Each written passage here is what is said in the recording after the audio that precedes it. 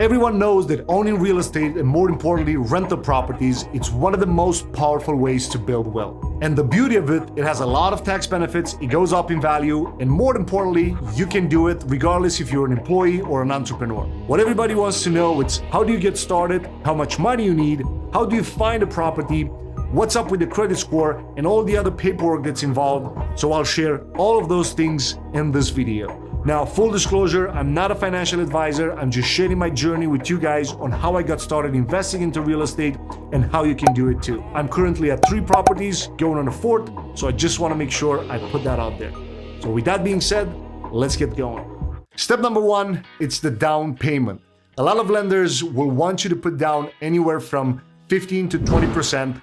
And to make the numbers easy, if we talk about a house that it's 100K, you're looking at anywhere from 15 to 20% as a down payment only. I know you may see a lot of ads from people that, preach starting real estate with no money down or starting real estate with 0 of your own money invested and things like that. While that can be true if you plan to fix and flip, or if you try to, let's say, wholesale or things like that, when we talk about a rental property, you're gonna have to end up using your own money. Like, there's no other way around it. Now, it is this little trick, as I like to call it, house hacking, where instead of putting 15 to 20% down, you can use an FHA loan. And an FHA loan, it's only required to put down 3.5%, but it's very tricky because technically you're not allowed to rent your place, to a tenant. However, what you can do is you can get a 2-unit, a duplex, a triplex, up to a 4-unit if this is your first time buying a property. Right? Let me repeat that. You can use an FHA loan, and I advise you talk to your lender, to your bank, whatever, and try to get a little more information about how this process works to see if you qualify and all that. But, 3.5%, if you end up using it, you're only allowed to use this FHA loan once while you live in it. Now, let's say you buy this year an FHA loan house, or you buy a house using an FHA loan, you're required to live in it at least a year. And then if you decide to sell it, then you can, use it again. But you're not able to have 2 loans, at the same time using this FHA strategy, because it's a Federal Housing Administration type of loan. Therefore, they don't want people to take advantage of it, right? So technically, if you already have a house, the only other way to get your rental property would be to put down 15 to 20%. If you don't have a house, if you don't own a house yet, and you want to use this FHA loan, I actually strongly recommend to get at least a 2, 3, or even up to a 4-unit place. Of course, there are a lot of other things that you have to consider in terms of debt to income ratio, like how much money have you made the last 2 years, because you're not going to be able to, a 4-unit place, let's assume you get it anywhere from 500,000 to like up to $1 million or whatever, depending on the area. Like if I talk about Boston in Massachusetts, I'm not going to be able to get a 4-unit less than 1.3 if we're talking about in the city of Boston, right? You go around the city, further down in the suburbs and all that, yes, I may be able to get it much lower than that, but like right in the city of Boston, it's impossible, right? Now, depending on where you live, that may be different, right? Like you can probably, it all depends, right? Like if you can get a house, a 2-3-unit place for $200,000-$300,000, good for you. That way you can actually use that 3.5% and not have to pull a big chunk of cash to have to put down for that down payment, right? Step number 2, your credit score. So you have to work on your credit, and you have to build your credit to a point where, you are at least 720, 730, 740 ideally, right? You're not going to be able, if you have, a 600 credit score and you have a lot of late payments, or you don't have credit cards, or you just haven't been working on your credit score, you have to focus on that step first. Again, we're not talking about fix and flips. We're not talking about wholesaling and things like that. We're talking about your first rental property. Therefore, you as the owner, your credit score will play one of the most important roles in this whole scenario. Like when you're going to talk to your lender, and I remember I talked to my lender a year to a year and a half prior to purchasing it. Well, prior to start making offers, right? So he told me, look, dude, you're a business owner, right? I'm a business owner. So he told me, I need you to, first he asked me, what do you want to do? And I said, well, I want to purchase a rental property. And he said, cool, here are the options.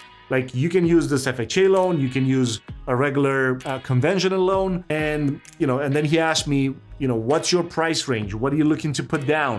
What areas you look for, and what do you need the house for, and things like that, right? So then I told him my scenarios and what I wanted to do, and he said, well, your best scenario would be a 2-unit, a duplex, where you can live in one place and then rent the second one, right? So it's very important to talk to your lender, and also like one of the first questions will be, what's your credit score like? So if your credit score is like 600 points, you're gonna have to work on that credit score first. So the way to do it is, number one, you need to make sure, like if you have a limit of, let's say, $10,000 on one of your credit cards, every single month you need to make sure that you pay off at least $7,000. Like if you spend it all, right? Like let's say your limit is $10,000, you spend it all, you need to make sure that that $7,000 it's covered, like the 70-30%. You should never ever have more than 30% utilization of your credit score, right? So again, you can have multiple credit cards, and let's assume all of them total of $10,000.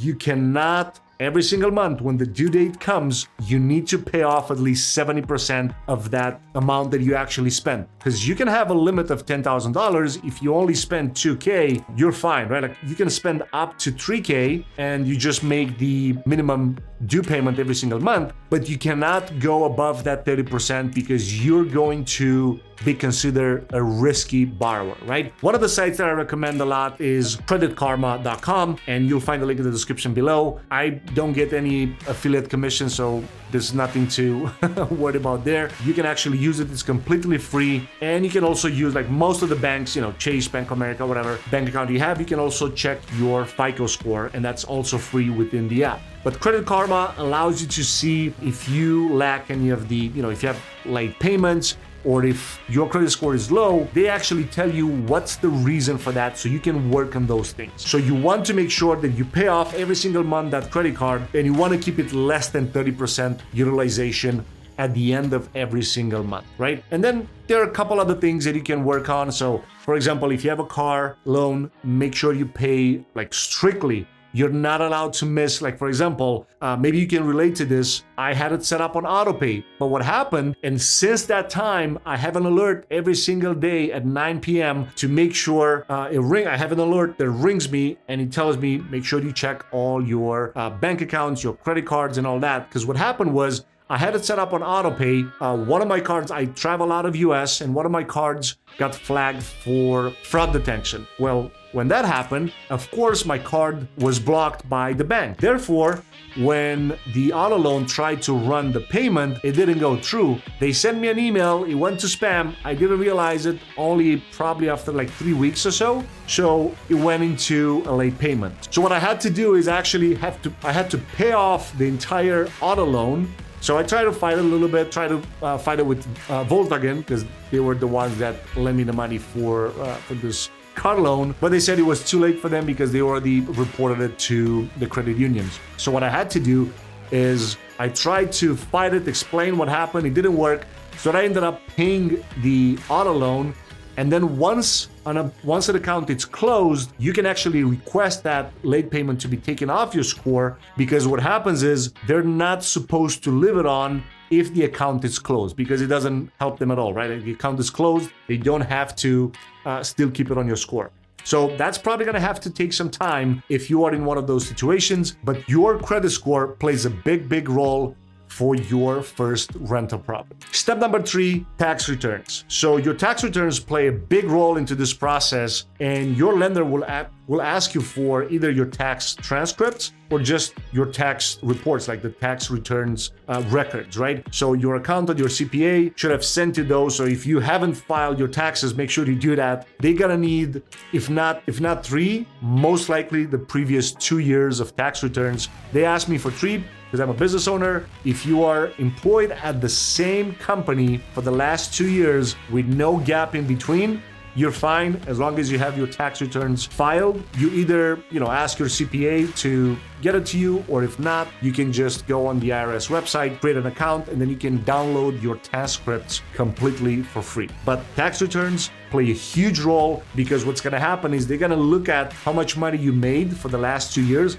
So, side note on this, when I called my lender about a year and a half of my first rental property, he told me, look, dude, based on the amount that you want to purchase the house, so my house was $450K, I'm going to need you to show me between this amount to this amount. So because I'm a business owner, I'm able to, control how much money I declare on taxes at the end of the year. Because a lot of times we think, hey, let's just bury a bunch of expenses into my tax returns so I don't have a tax liability that much. As a business owner, I'm always paying, right? If you're an employee, you probably get some money back. But me as a business owner, I'm always having to pay back the IRS, right? So I knew that, hey, I need to make sure that I show on my returns at least 100K, or anywhere from 80 to 100K in profit, in net profit, to be able to afford to get this rental property and then potentially get another one, right? So your debt to income ratio plays a huge role, and that's going to be shown on your tax returns. So you need to plan ahead. That's why I'm going to explain in the next step number 4, talk to a lender and get pre-approved. So here's what I mean by that. Yes, it's very important to get pre-approved, to get a pre-approval letter for the amount that you're trying to buy a house for. However, I would advise you talk to your lender a year, if not 2 years in advance, depending on how's your, tax return situation, depends on how's your credit score, and a bunch of other things in between, because it's a simple process, but at the same time, it's fairly complex, right? Because again, there are a lot of moving pieces. Like you need the down payment, you're gonna need your credit score to be in line, you're gonna need some tax returns, but not just the tax returns. On your tax returns, you need to show a decent amount of money that you make. Now, if you're an employee, that's fine. You're not gonna be able to, to change much unless you ask for a raise. But if you're a business owner, like I am, and the way that I had this conversation with the lender, he told me, look, how much money have you declared, 2 years ago? This amount. How much money have you declared last year? Okay, perfect. So in order for you to qualify for a house like this, from an amount from this to this, I'm gonna need you to show this year, this amount, right?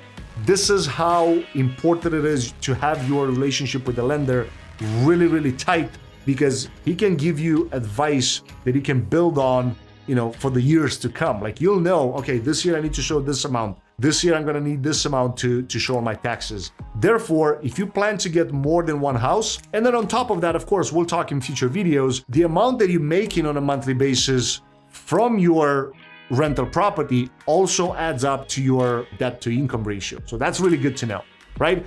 But again, you have to talk to your lender prior to you even making a decision to buy your first rental property. Now, the second step of this process of talking to your lender is to get pre-approved, right? Most of the realtors will not lose their time just showing you a bunch of houses if you don't have a pre-approval letter, because again, we have to understand, a realtor has to take you by the hand and meet you at a bunch of different open houses and show you different places from their portfolio, and they have to spend time, they have to go over there with you and show you the house and explain all these things. And it's mileage, it's their time, it's gas money, and a lot of different things. So they're not gonna spend time with you if you don't have a pre-approval letter. Now, the pre-approval essentially, it doesn't hit your score. It's not like a hard inquiry on your credit score. Most of the times, they don't even hit it if you come in prepared. So what does it mean to be prepared? You have your tax returns ready to go, printed or as a PDF, and then you have a report from creditkarma.com where it shows what's your credit score, and then you can also explain to your lender, this is what I want to do, this is what my debt to income ratio is, or these are my tax returns for the last 2 years, this is how much I made, this is my credit score, I want to start making offers for a house like this, right? And then he's gonna give you a pre-approval letter, which then you can take to a realtor and then start price shopping, and then share your thoughts with the realtor for him or her to understand exactly what are your goals and what you're trying to do. And that takes us to step number 5, talk to an agent. So I would advise at first, if you don't know anybody, which is hard to believe, I guarantee that you have a friend that has used a realtor at some point in time, right? Now, if you don't, just post on your Facebook wall who's recommended somebody in your local area. Or in the area that you're trying to get the rental property. Now, this may be a little bit different if you plan to get an FHA loan and you plan to live in one of the units yourself and then use the other unit as a rental property. There are a couple or if you get a 3-unit or a 4-unit, whatever. If you plan to live in there, it's probably different, and it's probably gonna take you a little bit more time to find a place that really fits the criteria that you're trying to go after. But what's really important is find a realtor that's really active in the local community, because that person, it's usually like really tied up to all the local places, right? Like they know exactly what's nearby. They know what are the best deals. Like they know, instead of just someone that works, I don't know, like across the entire state.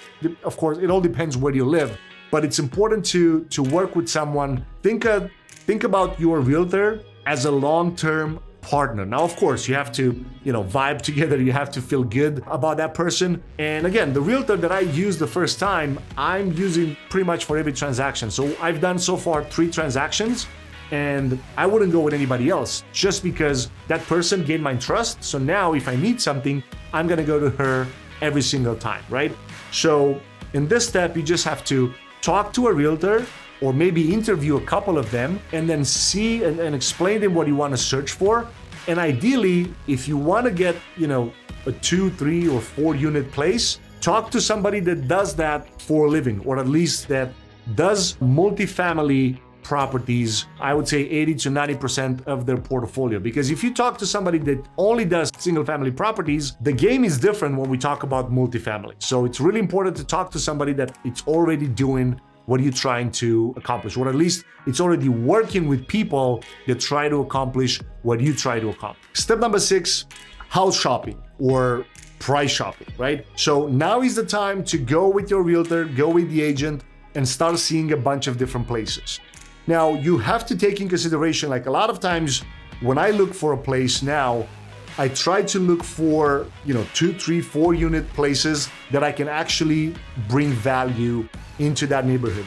What do I mean by that? I'm looking for cosmetic renovation that I can do to the house. Like I'm not looking to make, changes to the foundation. I'm not trying to demolish places and build from scratch or whatever. No, I'm only looking for places that I can actually remodel only from a cosmetic standpoint. Like everything that's inside, like, the color, fixing the bathroom, the kitchens, and all those things that are really important to be able to bring the value of that house up. Now, how do you do that? It's very important to know what's your budget, right? Again, a lot of people talk about this concept of like starting in real estate with no money down. Well, for this process, you're gonna need some money aside from your closing costs, aside from the down payment, if that's what you're trying to do. If you're like really, really short on budget, another thing that you can do, like the house, if you're going for an FHA loan, the house cannot be in a bad situation. Like you cannot have walls, or it cannot be just in construction mode or whatever, because your loan is not going to get approved, right? It has to be like, if it's just cosmetic work involved, that's totally fine. However, when you go price shopping, you need to make sure that the pre-approval letter, like the amount that you get the pre-approval letter for, kind of matches the price point.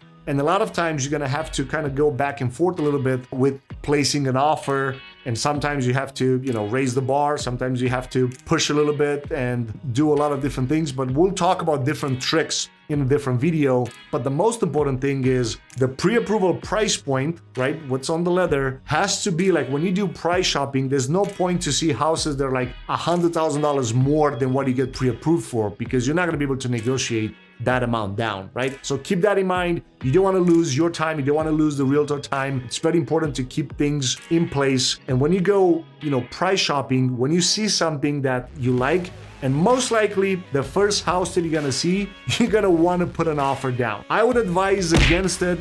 Give it at least 24 hours after you see at least 5 houses. Now, if the third or fourth house that you see, because you'll start to see a trend.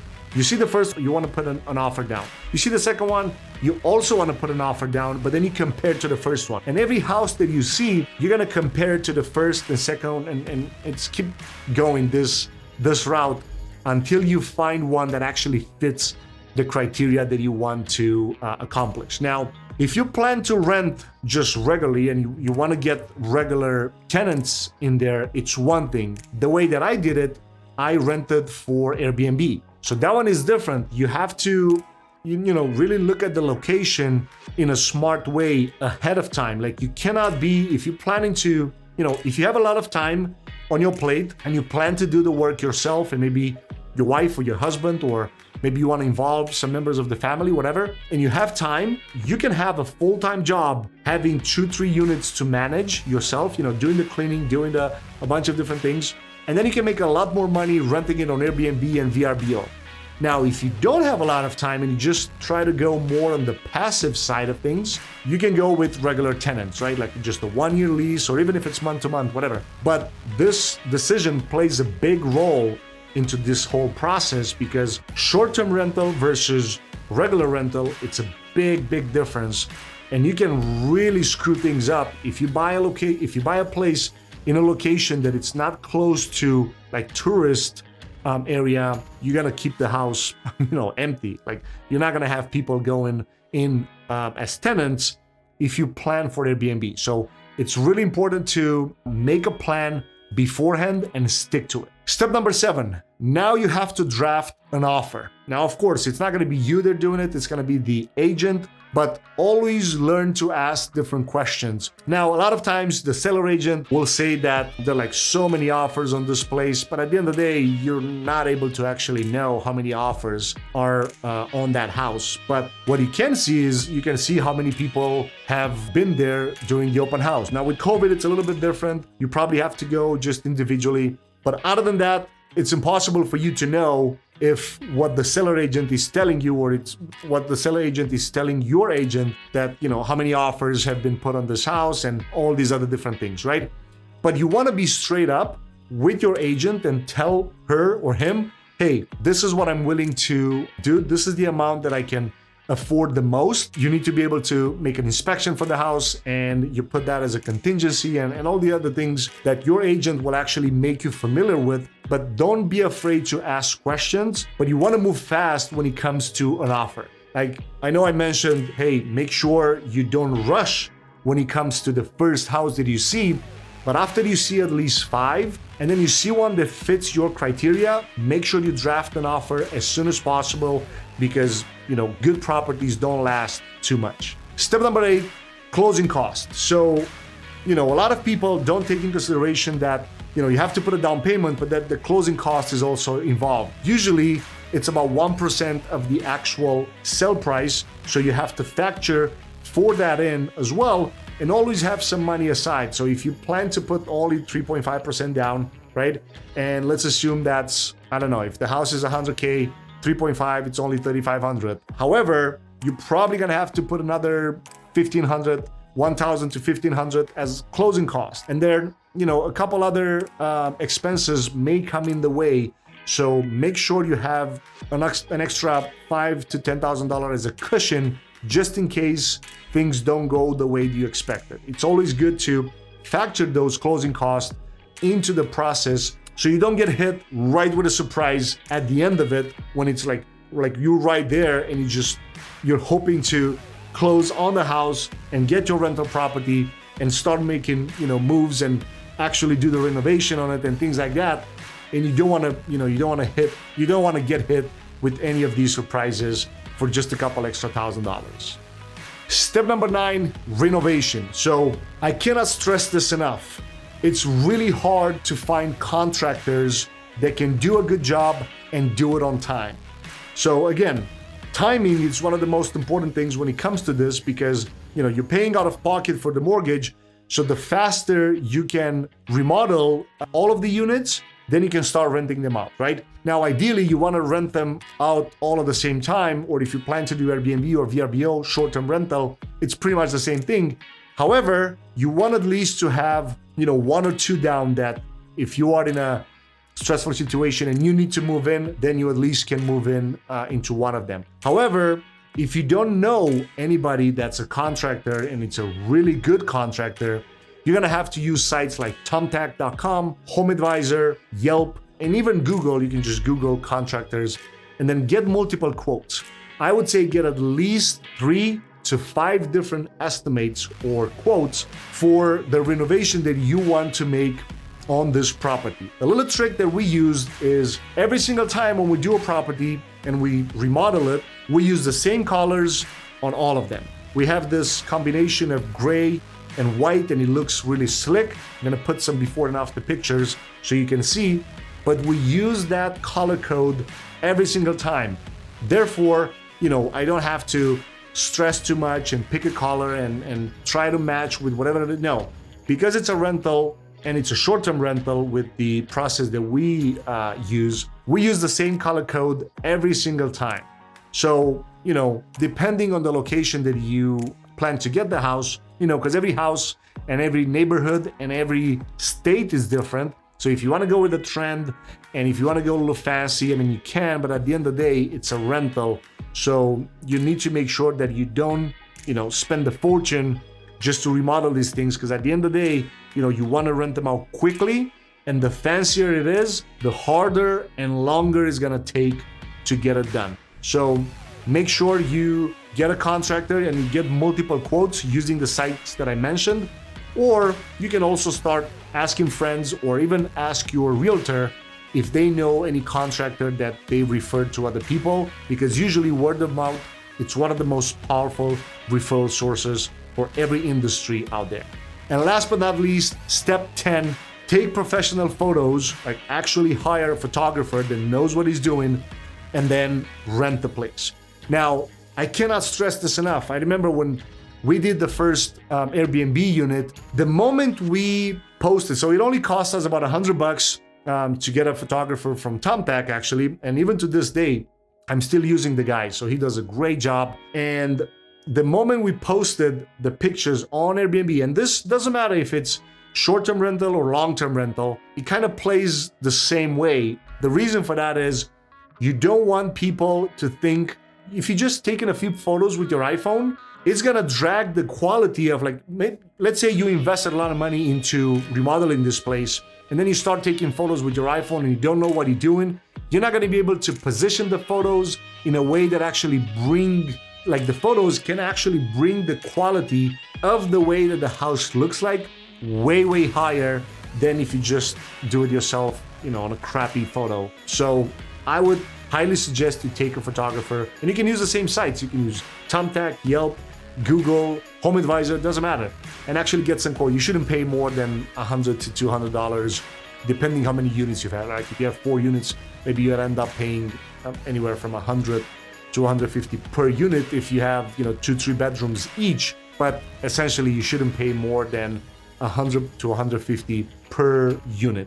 So really important, take professional photos, because it's gonna play a big, big role into you being able to charge more if it's long-term rental, or if it's short-term rental, the same thing, just putting more money on that daily or weekly rate. All right, guys, so if you like this video, you're gonna love the next one coming up on the screen, what I show you how I actually started my short-term business step by step.